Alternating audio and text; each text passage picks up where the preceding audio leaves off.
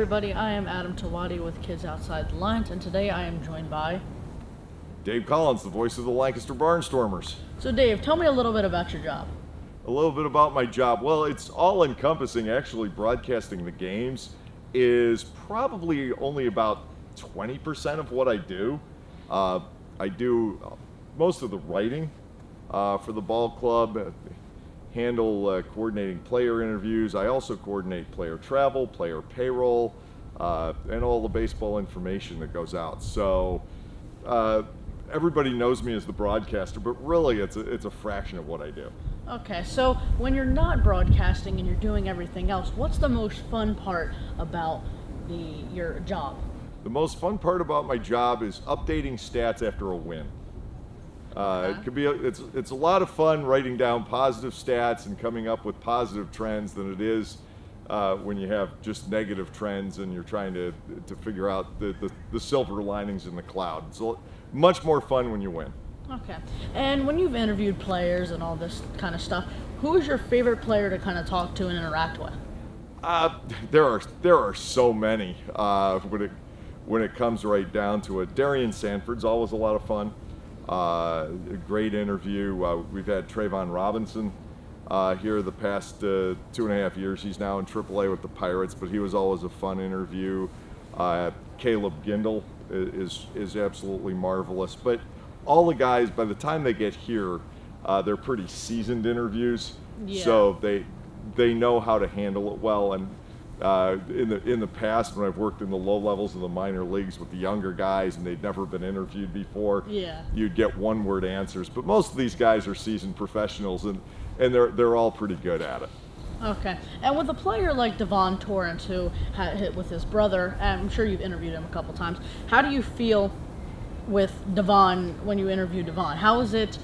Is it different from anybody else, especially with his? No, I mean when I talked to Devon, I talked to him specifically about sports. I know there was the piece in Lancaster newspapers about his brother. I haven't even talked to him about that really on a personal level. Mm-hmm. We talk a lot about football. 'Cause he went to OSU, right? Ohio State. Oh, okay. It was Ohio State. Oh, okay. And the transition back to baseball for him and how it's gone. And we're certainly lately seeing the fruits of that. He has come on. He hit his first professional home run recently, and he's been stealing a lot of bases. So he is fully committed 100% to baseball at this stage of his life. And how do you feel about like the transition from going to baseball, then to football, then back to baseball? Do you think that's been tough for him, or? Well, I think it's been tough. Anybody who's done it, I think even if you look at Bo Jackson or Deion Sanders, if and when they focused on one over the other, that they were better than if they were bouncing back and forth. There's even a difference in conditioning between the two sports. So at the professional level, and that's one of the reasons that Devon set out for as long as he did, was because in becoming fully committed to baseball as opposed to football, he had to recondition his body. And I don't know all the specifics of it, but recondition his body to playing baseball.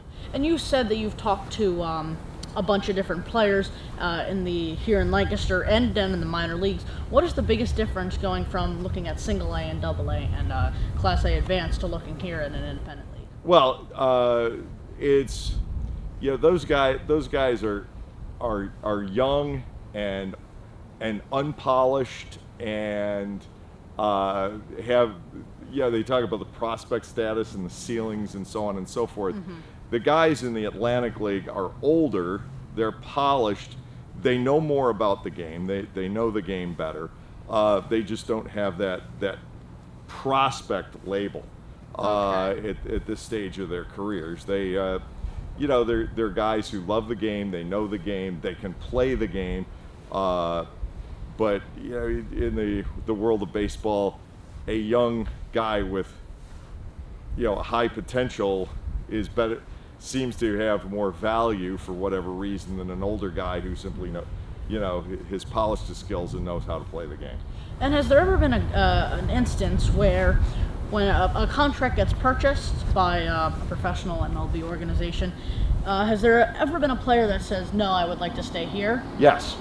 And who would that be? I can't tell you any specifics, but I know that it has happened where a player has been offered, say, a contract to join a single A team, and he said, no, I don't want to take that. I want to hold out for a double A or triple A offer. That has happened here several occasions, and I can't give you any specifics, and I don't know that I'd feel free to if I could remember a player who's done that off the top of my head. But I know that it has happened. Has this ever ramped up during playoff season where, the team's in the playoffs and somebody gets offered a double A contract? Are they going to play by the time we're in the playoffs, the affiliated minor league season's over. Yeah. So it doesn't happen. I mean, the end of contracts being purchased is going to be the end of August, and realistically, you don't see it very often beyond about August 20th because the affiliated minor league season ends on Labor Day, and then they go into playoffs after that. So it's very rare that you would have a contract purchased that late. I think the latest in the season we've had one was, I think it was Terry Doyle, back in 2016, got signed. Had his contract purchased for maybe the last 2 starts in affiliated ball, and that was about it. And I know there's a lot of amazing talent that comes in here to the Atlantic League. What do you think some of the biggest talent that has come into Lancaster and Somerset and everybody in the Atlantic League, what do you think some of the biggest talent is? Well, I mean, we've certainly seen quite a bit of it through here. As far as, I actually think perhaps the most talented player that we've ever had here when it comes to being a complete all-around close to 5-tool player was Reggie Taylor, who was here in both 2006 and 2010. Obviously, everybody who comes here is a talented player who without question has something to offer the ball club. But Reggie was a guy who was a great outfielder who could hit for average, hit for power, run the bases. So he was probably the closest to that quintessential 5-tool guy that we've had come through here. We've had guys with better single tools: Ryan Harvey's power, Darian Sanford's speed. Yeah. One of the best defensive players we had in here was a shortstop by the name of Jason Bowers in 2006. Although certainly we've had some guys who have been close to that. So the individual tools, we've had some guys who've been extremely capable. But when it comes to the all-around package, I think maybe Reggie was as good at maybe as I've ever seen in this league. Yeah, and I'm sure it's extremely cool to see a player that was here maybe a couple years back to get caught up to the majors. That's what we're here for. Yeah. It's really what we're here for. We love seeing contracts purchased, even though it might interrupt the flow of the club you have currently. We love to see those guys have their contracts purchased and have the chance to get back, because that's what the Atlantic League is here to do. And if that doesn't happen, then the Atlantic League talent pool is going to dry up, because people are going to ask, why do I bother going there if I don't have the chance to regenerate my career if I do? So we love seeing guys move on, get the chance to pursue their dreams. We promote it here pretty heavily. It hasn't happened this year. One of our former players has gotten to the major leagues maybe for the first time, but we have it happen a lot. We're exceedingly happy for Marcus Walden and the success he's had with the Boston Red Sox this year. Brandon Mann had a chance to make that debut last year. Austin Bibbins-Dirks a couple of years ago. And it's fun for us when it happens. We love seeing these guys that are kind of part of our family here, even if it's just temporarily, go on to achieve their goals. Yeah, and I'm sure it's also really cool to, if they ever come back, to visit or something like that. I'm sure it's... That has happened. We've had Jerome Williams back in here after he went to play for the Phillies. He came over for a day. Trayvon Robinson stopped by this year. He was on a trip to Lehigh Valley and Scranton Wilkes-Barre with his Indianapolis ball club. Came down here for a day, and it's great to see them. It's great to know that they still think positively of us when they move on. So that's always a plus. And again, it's what we're here to do. We're here to provide the family entertainment that comes along with minor league baseball, but we're also here to give these guys a chance to get back and do what they want to do. Yeah, and in Trayvon Robinson's case, I'm sure it's very cool to see that he is, I'm sure pretty close to the majors with how the Pirates are going right now. He's been playing pretty well in AAA. How do you feel when a player's so close to the minors when you just saw him a couple years back? Well, we just, in that case, we love it. I follow him pretty much every day. He had a chance to play in the AAA All-Star game. Yeah. At El Paso, and that had to be a great experience for him. And as I say, he is part of the family here. He was here for 2.5 years. He befriended everybody in the ballpark. So we like to have that family atmosphere. That's the front office, the team, the coaching staff, and the fans. So he certainly was part of that. Okay. And switching gears from about Dave and about the Lancaster Barnstormers to the current 2019 season. So, Dave, how do you feel currently about the 2019 season? What are some of the positives and some of the negatives? Well, obviously, overall, it's been a disappointment on the field. The club hasn't lived up to the expectations that Ross has had. There's still a chance to turn it around. I think you look at the season that Caleb Gindel has had in the midst of all of this. He's really had a marvelous year. Joe Turdoslavich has had a very good year here, and Dan Gamache certainly played well enough to attract the eye of the Oakland A's. So there have been some positives. The pitching has been a question mark because we have a lot of good arms out there, and we know we have a lot of good arms out there, but the performances have been very up and down. Nobody has gotten on that run of 6 or 7 really good starts in a row, or 10 really good outings out of the bullpen in a row where they just take over, dominate a game. Now, that being said, we're beginning to see some of the guys on this ball club, Scott Schumann getting back into the flow after spending much of the first half out with an injury. Logan Sawyer, who missed all of 2017, all of 2018, and came here as kind of a project, still a young guy, in 2019. He started to come into ball games and just take over. Matt Marksberry is becoming the Matt Marksberry that we saw in 2018. So there is that vision that you have, if all of this comes together and stays together with Cody Epley at the back end, that bullpen could be really, really good. And if that happens, very often if the bullpen falls into place, the rest of the ball club falls into place. We've seen it. There are managers in this league. Butch Hobson certainly was this way, who built his ball club from his bullpen out. And I've seen other teams in this league do that. High Point seems to have done that. The bullpen can be such an important piece to the puzzle. We have not had that solid bullpen this year. It's been erratic, which has been kind of strange because we know we've got capable people out there. The last time we saw this was the first half of 2015. We got to the second half and the bullpen was lights out that year. So I think that is one of the keys to this ball club settling down and making a run at the second half. Okay, and what do you think some of the keys are? Because realistically, the only way we're going to find a way into the playoffs is if we win the division. So what do you think the keys are to beating New York, to beating the Blue Crabs, who are red hot right now? Sugarland's falling apart with all the contracts that have gotten purchased from them. So what do you think the keys to success are with beating those teams? York, I think, is the team to beat. They've got a lineup that just doesn't let up. They've got a tremendous lineup. So the key to beating York is to keep the ball in the ballpark. I mean, any day the wind is blowing in 25 miles an hour, for us when we're playing York is a plus, because I think we can.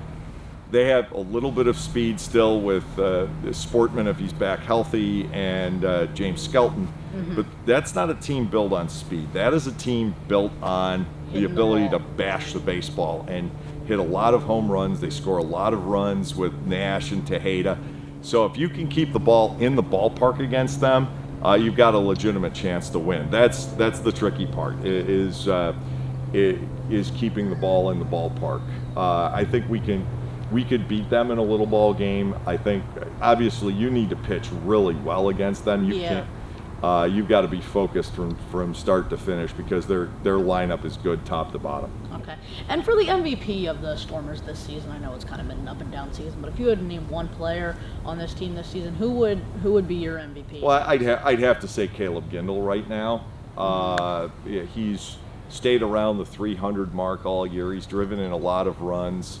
And he's even soaked up some innings on the mound when we've had to have him do that. But Caleb has had a really terrific season at the plate. He doesn't hurt you in the outfield.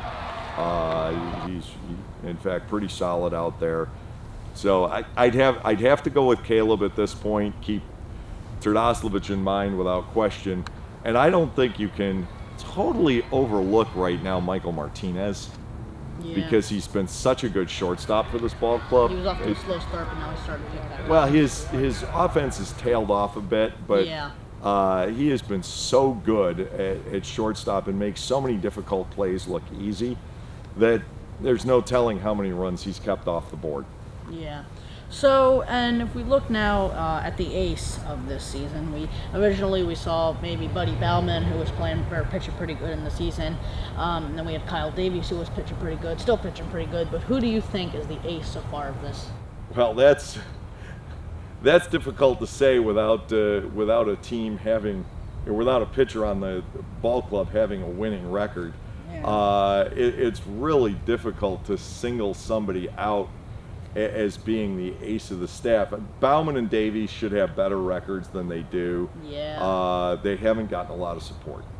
Yeah. They have not gotten a lot of support. They should probably be both over 500.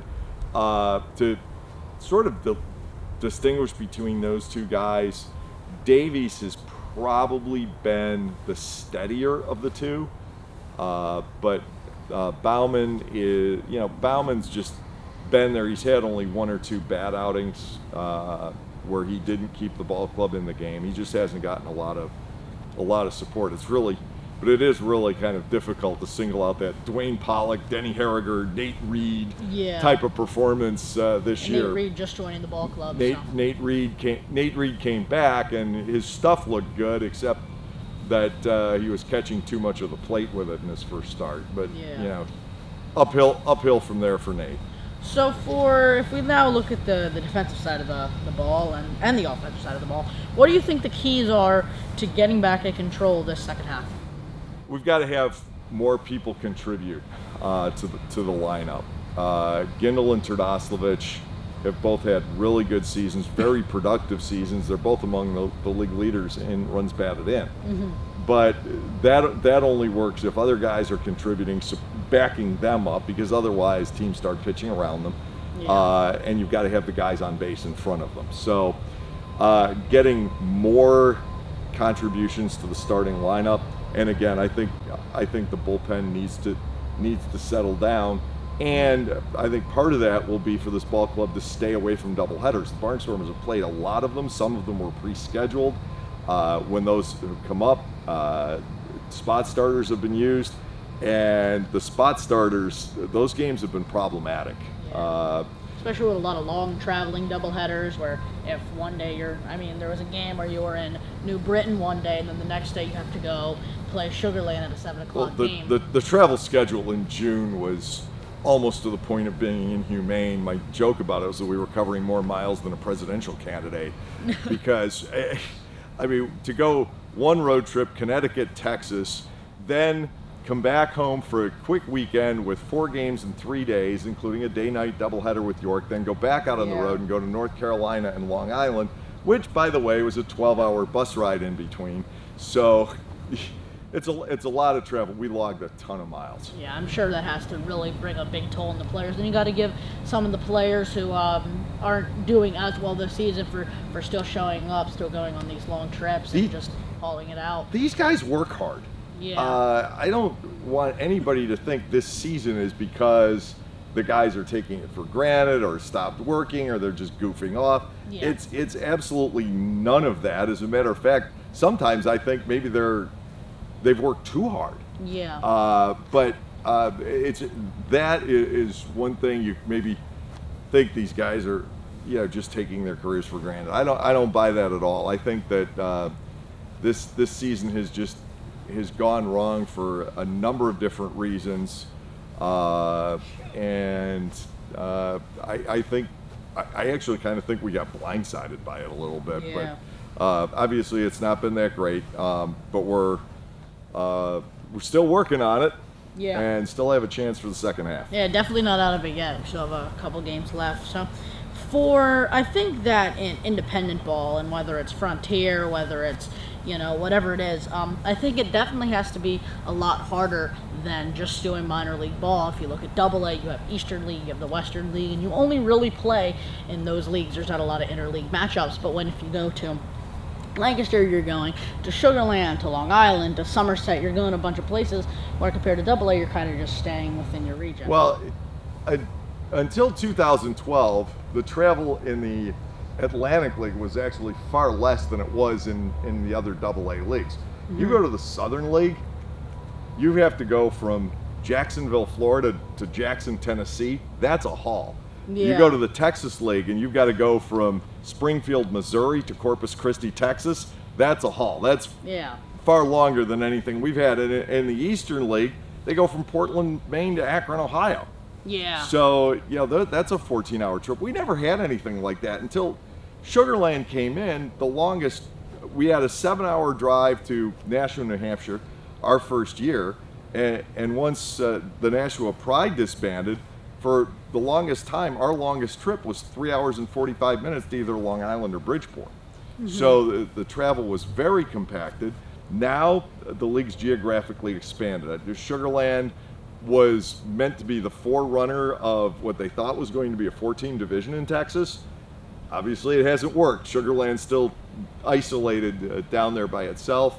High Point came in this year. It's about a 7-hour or 7 and change bus trip to down to High Point, North Carolina. That's for us. We're one of the closer teams, but it's 12 hours to Long Island. All right, I just have a couple more questions for you. So, we have a Pawtucket team, or there's a Pawtucket Red Sox, and they're going to be relocating soon. Do you think an Atlantic League team could come in there? It's there are a lot of proposals out for the use of McCoy Stadium in Pawtucket, which is really one of the historic stadiums in minor league baseball. The Atlantic League is one of those proposals. Whether that will work out or not, I don't know. I think the New York Penn League wants in there, and I think there are a couple of other ideas for reuse of the land. From the field at beautiful Clipper Magazine Stadium, we just did an Inside the Park home run with Dave Collins. I'm Adam Tuwati for Kids Outside the Lines, and we will see you all next time.